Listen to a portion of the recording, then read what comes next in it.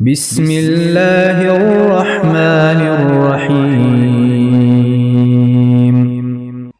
حضرت جابر رضی اللہ تعالیٰ عنہ بیان کرتے ہیں، رسول اللہ صلی اللہ علیہ وسلم نے فرمایا، جب آدمی اپنے گھر میں داخل ہوتا ہے اور وہ اپنے داخلے کے وقت اور کھانا کھانے کے وقت اللہ کا ذکر کرتا ہے تو شیطان کہتا ہے تمہارے لیے نہ تو رات گزارنے کے لیے کوئی جگہ ہے اور نہ شام کا کھانا۔ اور جب آدمی داخل ہوتا ہے اور وہ اپنے داخلے کے وقت اللہ کا ذکر نہیں کرتا تو شیطان اپنے ساتھیوں سے کہتا ہے تم نے رات گزارنے کی جگہ پا لی۔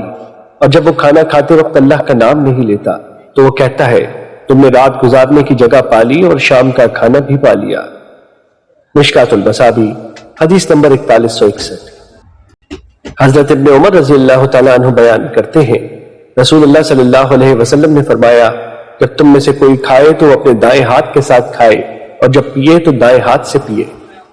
مشکات المصابیح حدیث نمبر 4162۔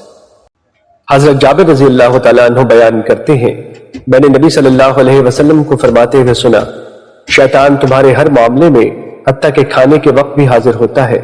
جب تم میں سے کسی سے لقمہ گر جائے تو وہ اسے صاف کر کے کھا لے اور اسے شیطان کے لیے نہ چھوڑے، اور جب فارغ ہو جائے تو اپنی انگلیاں چاٹ لے، کیونکہ وہ نہیں جانتا کہ اس کے کھانے کے کس حصے میں برکت ہے۔